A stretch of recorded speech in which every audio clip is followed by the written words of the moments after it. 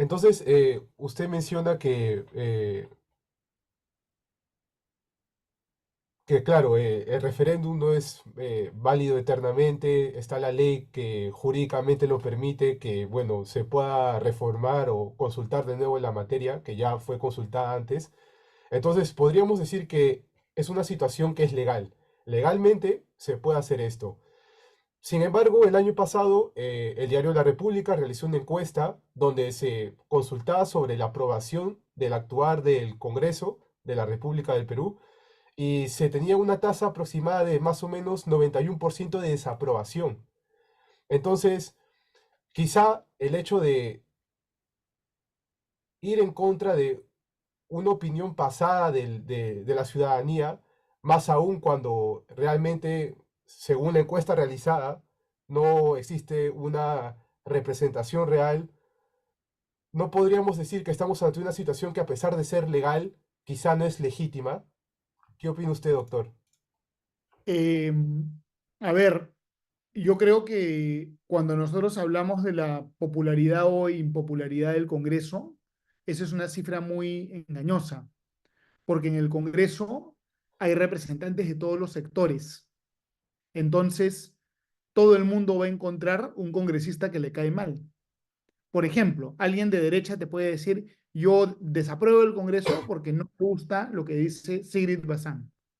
Y alguien de izquierda te puede decir, yo desapruebo del Congreso porque detesto lo que dice Alejandro Cabero. Entonces, ¿qué es lo que quiero ilustrar, no? Yo lo que quiero ilustrar es que diferentes personas desaprueban del Congreso por diferentes razones, ¿no? Entonces, obviamente, la gente siempre va a ver algo en el Congreso que no le va a gustar. Yo creo que la pregunta más relevante es, no es tanto si apruebas o desapruebas del Congreso, sino que la pregunta relevante es, ¿apruebas o desapruebas al congresista por el cual tú votaste? ¿Apruebas o desapruebas la bancada que tú escogiste? Eh, Siempre se puede decir, es muy fácil decir que una decisión emitida por una autoridad impopular es ilegítima, pero esa autoridad tiene la potestad constitucional para actuar, ¿no es cierto? Y al final, la legitimidad de las cosas termina midiéndose por el resultado. Porque claro, ¿no? Si el Congreso es ilegítimo porque es impopular, entonces el Congreso no podría hacer nada, ¿no? El Poder Ejecutivo también va a ser impopular, entonces tampoco podrá hacer nada. Los alcaldes, muchos son impopulares también, entonces no van a poder hacer nada. Es decir, la impopularidad de una autoridad no le quita la potestad de actuar dentro de sus facultades, ¿no? Y si solo las autoridades populares pudiesen actuar, entonces de repente tendríamos que cerrar el gobierno peruano, tener una anarquía, ¿no? Es decir, ese es un argumento finalmente que yo creo que es demagógico, ¿no? Es un argumento demagógico. Finalmente uno evalúa, juzga la idoneidad o no de las medidas en función del efecto que esa medida produce. No importa tanto si es popular, si no es popular, esas son cosas que no tienen relevancia jurídica y que además no tienen relevancia al momento de analizar lo que es una buena política y lo que es una mala política, ¿no? Ese es un argumento, creo yo, para plazuelas, ¿no? Pero no es un argumento que resista ningún análisis, digamos, racional. Es mi punto de vista. Claro. Ujú. Continuando con la pregunta, esta vez es sobre la bicameralidad y es un poco más simple. ¿Cree usted que la bicameralidad, considerada aisladamente de cualquier contexto, ofrece beneficios o perjuicios por sí misma? Correcto. No, la bicameralidad, a ver, hablemos de la bicameralidad en general, ¿ya? No necesariamente del proyecto de ley que aprueba el Congreso, sino la bicameralidad en general, yo creo que definitivamente aporta beneficios. La bicameralidad, desde mi punto de vista, es superior a la unicameralidad y por ese motivo la mayoría de democracias constitucionales en el mundo tienen bicameralidad. La bicameralidad es muy buena por varias razones, ¿no? Una primera razón es que permite reflexionar más acerca de los proyectos de ley que se aprueban. Si una cámara aprueba un proyecto de ley, luego otra cámara lo puede revisar eventualmente corregir errores, reflexionar más sobre lo que se aprueba. Es parecido al Poder Judicial, ¿no? Que para que una sentencia se ejecute, no pasa nada más por una instancia, pasa por dos instancias, porque varias cabezas piensan mejor que una y los errores que comete de repente alguien en un primer momento se pueden corregir o revisar después en otro momento. Entonces, ese es un primer punto. Un segundo punto es el tema de la separación de poderes. Si nosotros tenemos dos cámaras, determinados procedimientos legislativos pueden llevarse a cabo de manera más correcta. Por ejemplo, cuando toca vacar a un presidente por incapacidad moral o acusar constitucionalmente a un funcionario, de repente un juez supremo o un magistrado del TC, si se quiere ver si ese magistrado tiene que ser eliminado de su cargo, despedido, inhabilitado, una cámara va a ser la cámara que va a investigar y la otra cámara va a ser la cámara que va a juzgar.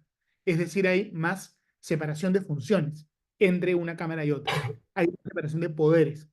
Y eso es muy bueno, ¿no? Porque si el que te investiga es el mismo que después te juzga, hay como un conflicto de intereses. Entonces la bicameralidad permite separar la función investigadora de la función decisoria, digamos, ¿no? Luego, otro beneficio muy importante de la bicameralidad tiene que ver con la separación de poderes. La democracia es más sólida cuando yo el poder, en lugar de concentrarlo, lo divido, porque se requiere mayor consenso para adoptar decisiones. La idea de tener una bicameralidad es que ambas cámaras se escogen de manera distinta, mientras que la cámara baja es más localista, la cámara alta es más nacional. Prácticamente todos los países del mundo escogen la Cámara Baja sobre la base de distritos electorales muy pequeños, ¿no es cierto? Por ejemplo, en Estados Unidos o en Estados Unidos, en la Cámara Baja, se escoge por distritos electorales que en promedio tienen 181 personas, 180.000 personas. Es como si hubiera un diputado por Chorrillos, ¿ya? Un diputado por Ate con La Molina, un diputado por Lince, Magdalena, San Isidro. Es decir, en la Cámara Baja representan intereses locales. ¿Y el énfasis en qué está? El énfasis es en que el diputado represente una comunidad local y la gente de la localidad lo conozca. Esa es la idea de una Cámara Baja. La idea de la Cámara Alta es distinta, es representar intereses nacionales. Unos tienen la perspectiva local, otros la perspectiva nacional. Por eso en la Cámara Alta no representas un pequeño distrito, sino un estado, ¿no? Mucho más grande. O de repente a todo el país inclusive. Entonces esa es la idea. La idea es tener dos cámaras electas de dos formas distintas para que en las dos cámaras haya una visión distinta de las cosas y para que se puedan complementar una visión más local con una visión más general. Esa es también la idea de la bicameralidad. Luego, un último punto. La bicameralidad también permite un poquito la especialización. Mientras que la Cámara Baja se concentra en redactar proyectos de ley, la Cámara Alta se concentra en lo que son nombramientos de funcionarios. La Cámara Alta no debería redactar proyectos de ley. Solo la Cámara Baja debería redactar proyectos de ley y se concentra en eso, en redactar los proyectos. En cambio, la Cámara Alta, ¿en qué se debería concentrar? En escoger a un buen contralor, escoger buenos magistrados del TC. Debería dedicarse a nombrar funcionarios. En Estados Unidos, por ejemplo, todos los funcionarios importantes del gobierno los tiene que ratificar el Senado. Los embajadores los ratifica el Senado. Los cargos regulatorios. Por ejemplo, en el Perú, ¿no? De repente el jefe de Indecopi, el jefe de la Superintendencia de Bancas Seguros, debería ser ratificado por el Senado. ¿Te das cuenta? El Senado cumple también ese rol de asegurar que los altos funcionarios públicos sean idóneos. ¿Para qué? Para que el Estado no sea la chacra del presidente, ¿no? A veces gana uno la presidencia y ya mete a su gente, ¿no? Quiere copar el Estado. A mi gente a Indecopi, mi gente aquí, mi gente allá. Si el Senado revisara los nombramientos, todos los altos funcionarios del Estado tendrían que tener un consenso de todos los grupos políticos.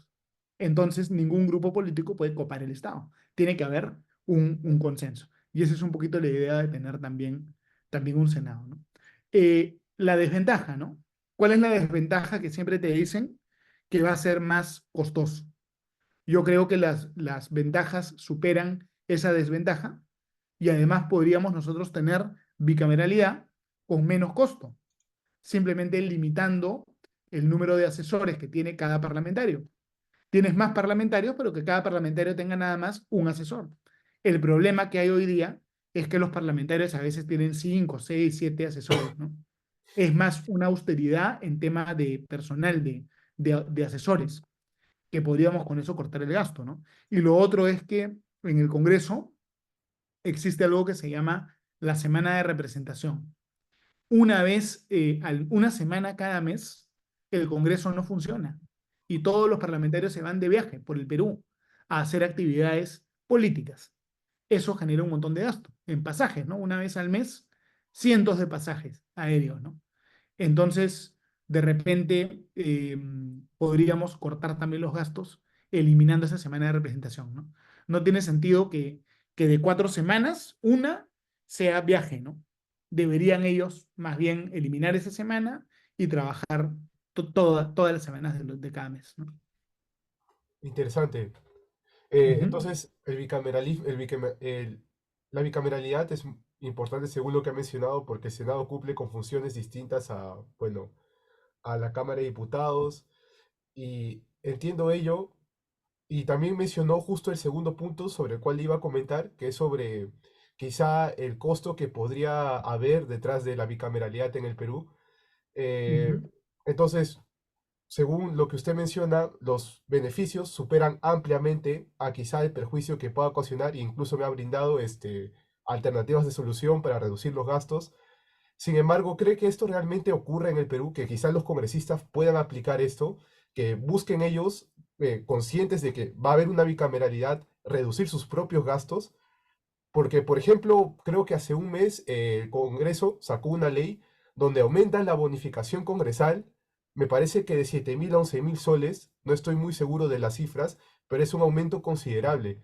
Además, también en la reforma constitucional han cambiado que el número de congresistas ya no se va a definir por una nueva reforma que pueda haber, sino según lo estipule la ley. Entonces, ellos quizás no serían pruebas de que el Congreso no planea reducir sus gastos, aun cuando entre la bicameralidad. Bueno, a ver, a los funcionarios del Estado no les gusta reducir sus gastos, sino que les gusta aumentar sus gastos. Todos los burócratas quieren tener un montón de presupuesto para contratar a todos sus amigos, ¿no?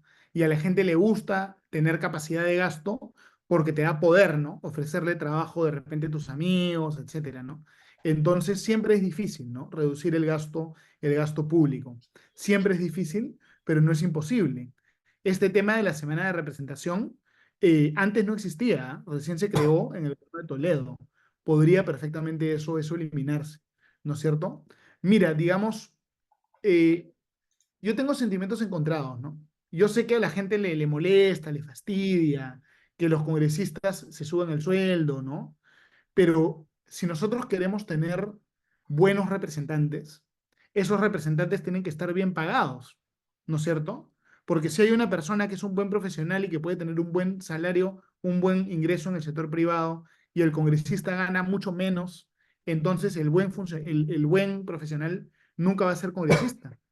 Si tú al congresista le pagas mal, los que van a estar ahí van a ser mediocres o de repente personas corruptas que no les importa el sueldo, sino obtener ganancias ilegales, ¿no? O sea, el congresista tiene que estar bien remunerado.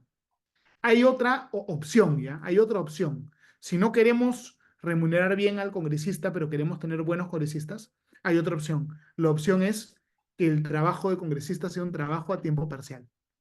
Yo recuerdo, por ejemplo, mis conversaciones con un famoso profesor de Derecho de la Universidad Católica, ya fallecido, que fue presidente del Senado, que fue el doctor Felipe Osterling Parodi, una eminencia del derecho. ¿Qué decía el doctor Osterling? ¿No? Él decía, yo era senador y al mismo tiempo tenía mi estudio de abogados. Y yo iba todas las mañanas al Senado a debatir, a discutir los temas parlamentarios y luego en la tarde iba al estudio de abogados y atendía a mis clientes. Si nosotros permitimos que la gente que está en el Senado, en el Congreso, también pueda trabajar, un montón de gente de alto nivel profesional postularía, porque la gente diría, ah, mira, qué bacán, yo puedo ser senador y al mismo tiempo tener mi trabajo. ¿no es cierto? Entonces, de repente, hacer que sea un trabajo de tiempo parcial nos podría ayudar a tener mejor calidad de representantes. Eso ocurre en las municipalidades, ¿ah? Por ejemplo, las municipalidades tienen el equivalente al Congreso, que se llama el Consejo Municipal. Los integrantes del Consejo Municipal trabajan en el Consejo Municipal de manera a tiempo parcial. Todos ellos tienen sus propios trabajos. El Congreso, nosotros pensamos que está lleno de gente que no nos gusta, ¿no? Gente que a veces la gente dice, no, pucha, cómo llegó a ser congresista si en ningún trabajo lo contratarían, ¿no? La gente piensa así a veces. Si el congresista pudiera tener un trabajo, de repente gente de mucho mejor nivel profesional postularía al Congreso. De repente esa es una fórmula para que haya mayor calidad en el Parlamento, ¿no? Hay varios cargos públicos a tiempo parcial. Por ejemplo, hay una institución del Estado que se llama Indecopi, ¿no? Indecopi tiene como tribunales administrativos que resuelven un montón de casos en temas de libre competencia y derecho al consumidor y otros temas.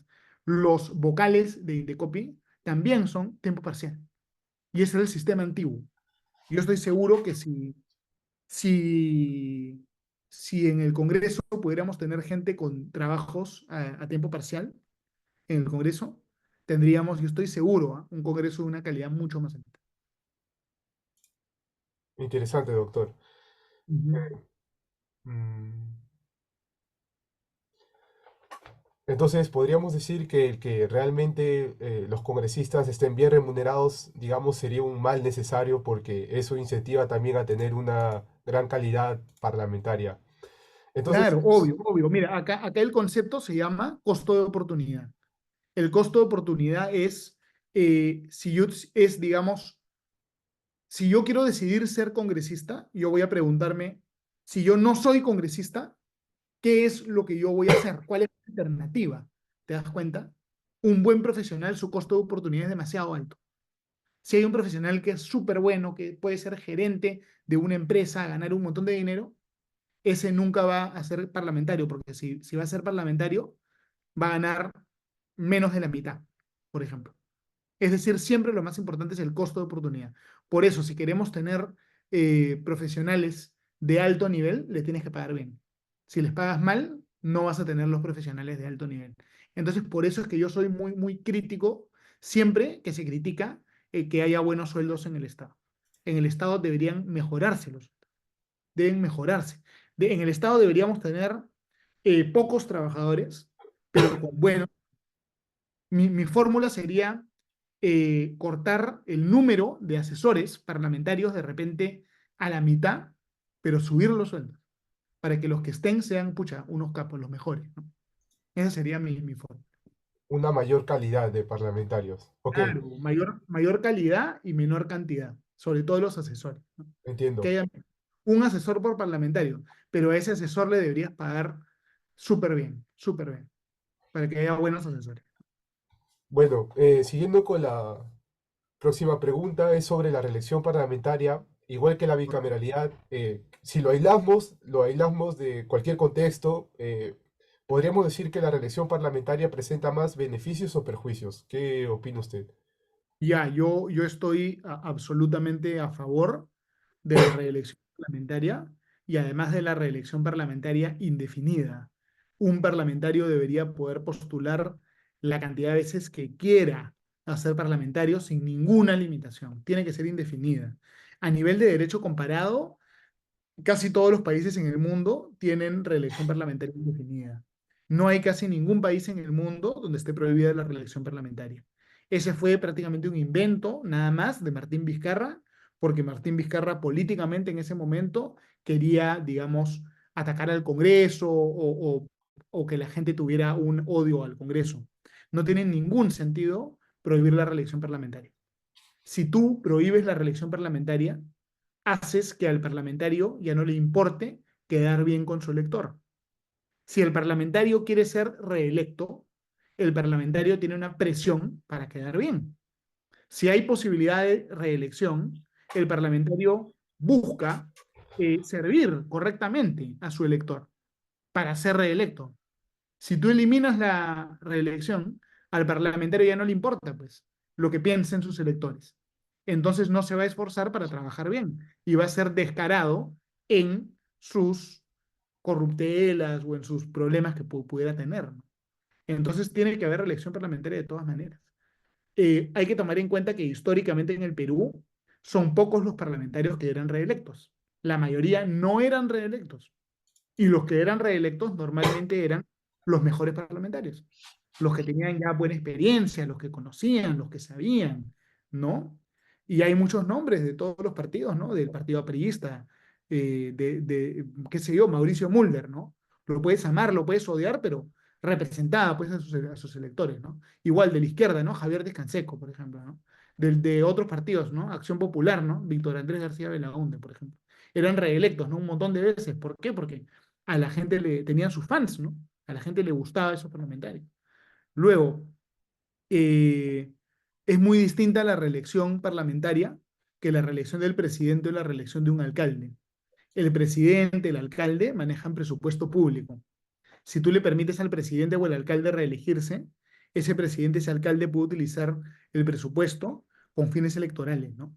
Por ejemplo, comprar votos, ¿no? O hacer obras, pero a cambio de votos. Es decir, cuando un funcionario es ejecutivo, tiene presupuesto, ahí no hay que tener reelección, hay que prohibir o limitar la reelección. Porque es más Pero en el propenso a quizá malversar los fondos. Así es, así es. Ok, Pero cuando se trata de los parlamentarios, ese problema no existe y porque creo ellos que no controlan el presupuesto. así es. Ahí creo que debe haber una reelección indefinida, ¿no? Ok, entonces podríamos decir que la reelección parlamentaria de alguna manera es un incentivo para que los congresistas estén, creo que había mencionado, estén más relacionados con a los que con los que representan, ¿no? Esto, Lógico, supuesto. claro, es también un incentivo para que ejerzan correctamente sus funciones y quizá he leído por ahí en doctrina que con más ganas mencionan volver a trabajar. Sin embargo, Ah, ¿no así es. opina quizá que los incentivos alejarían a los parlamentarios de una labor verdaderamente altruista en favor de la nación? Porque quizá estos estímulos puedan generar una ambición del poder y ello crearía también a su vez un círculo vicioso de tener una baja calidad parlamentaria.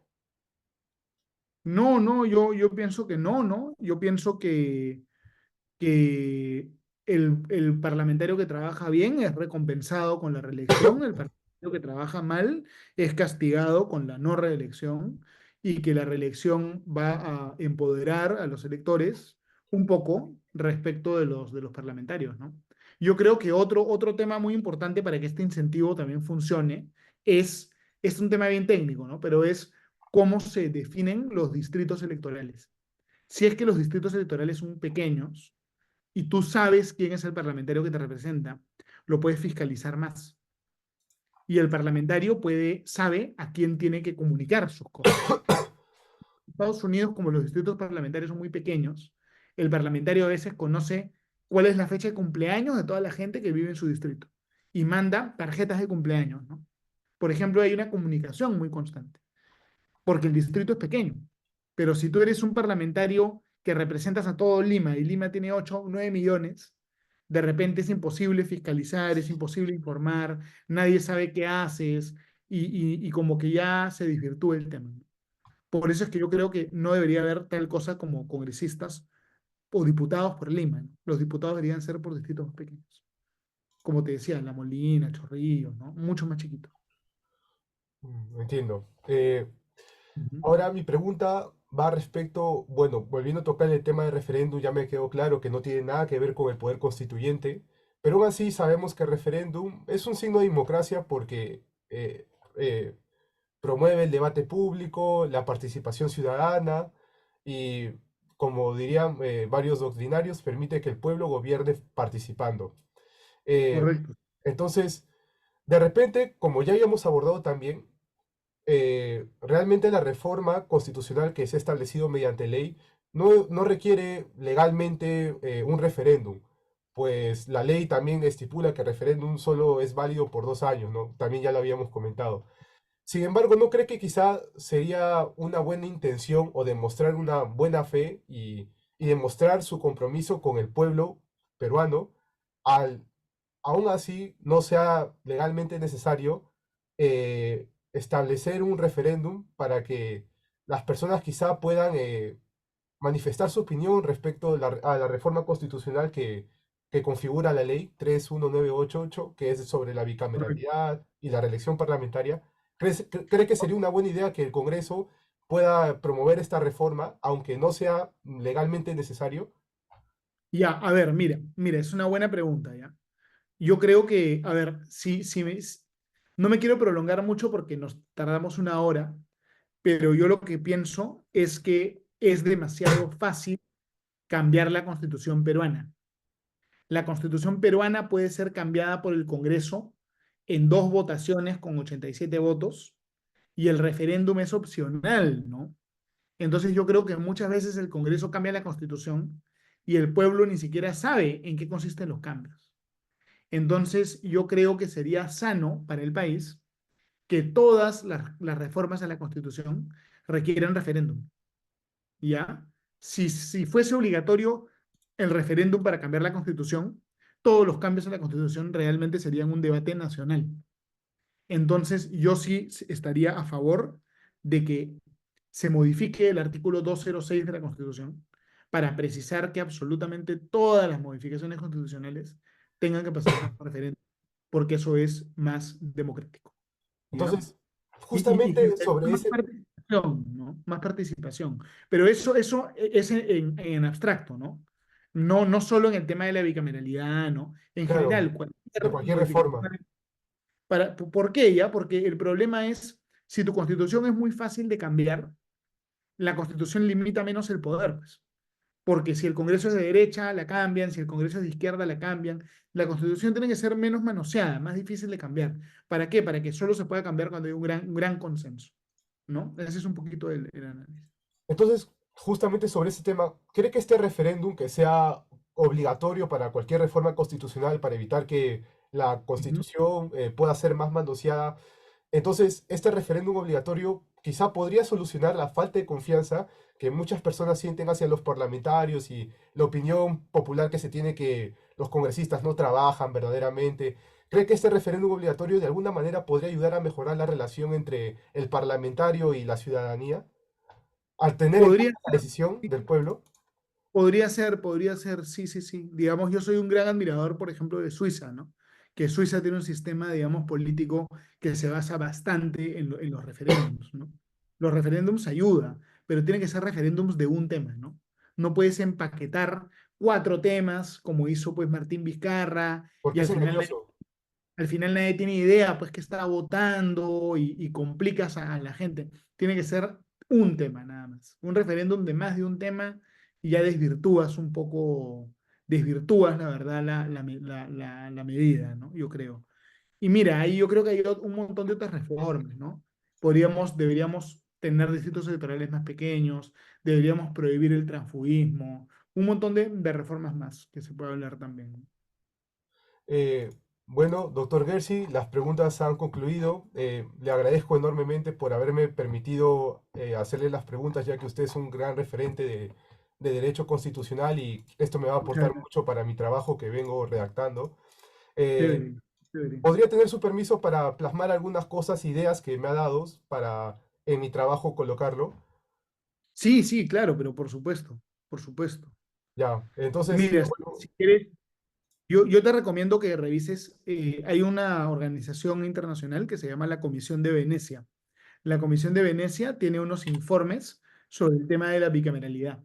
Yo te recomiendo que busques esos informes de la Comisión de Venecia sobre la bicameralidad y ahí eso te va a ilustrar bastante. La Comisión de Venecia es como si fuera una organización donde están magistrados de tribunales constitucionales de todo el mundo. Es como si fuera la unión de los magistrados del TC de todo el mundo. Y ahí te habla bastante, sobre todo, del tema de la reelección parlamentaria. ¿Ya? Entonces, o sea, ese justo tema es. aborda los dos Sí, temas. sí, sí. O sea, búscate eso, te va a ayudar bastante, yo creo. Y nada, yo creo que va a ser interesante, ¿no? Tu trabajo. Y gracias por buscarme, estaba interesante. Muchas gracias a Chévere. usted, doctor, Que vaya por bien. permitirme la oportunidad y No, no, muchas gracias a ti. Bien bacán, me parece bien bacán. espero que Y pronto podamos volver a conversar. Claro, cuando quieras. Tú escríbeme con confianza, cuando quieras y yo encantado. Ya, muchas ¿A gracias, quién doctor. más has Eso sería todo. entrevistado? ¿A quién más has entrevistado? Ah, en realidad, para el trabajo, solo requería entrevistar, el profesor Odiana nos comentó a un profesor, y yo estaba entre una duda porque yo llevé constitucional con una profesora llamada de apellido Cobian. Sin embargo, Claro, al ¿no? final tenía una amiga que justo me había Ah, comentado que tú adelantaste. O sí, ya sí, no, ¿estás ya en está derecho? derecho, pero me había faltado llevar el curso de investigación académica, entonces, Ah, claro, ahí claro. tenía, pero lo bueno es que como ya pasé mi primer ciclo, entonces tengo bastante más experiencia para poder manejar un curso así. Entonces, Claro, tengo dudas y justo mi compañera me había comentado que usted estaba enseñando y usted era como que la novedad, pues, ¿no? Porque creo que es el primer ciclo que está enseñando en la Católica, si no me sí, equivoco. primero te dicto en la Católica, sí, Entonces, sí. quería justamente hacerle la pregunta a usted. Ya, bacán, bacán, me parece chévere. Me Bueno, parece. muchas gracias nuevamente y espero que pronto podamos volver a conversar. Sí, sí, con todo gusto. De verdad, chévere conversar contigo y cualquier cosita me escribes y gracias por tenerme paciencia. Y ojalá te sirva la respuesta que te he dado. Muchas gracias, doctor. Cuídese, buenas noches. Ya, gracias, buenas noches.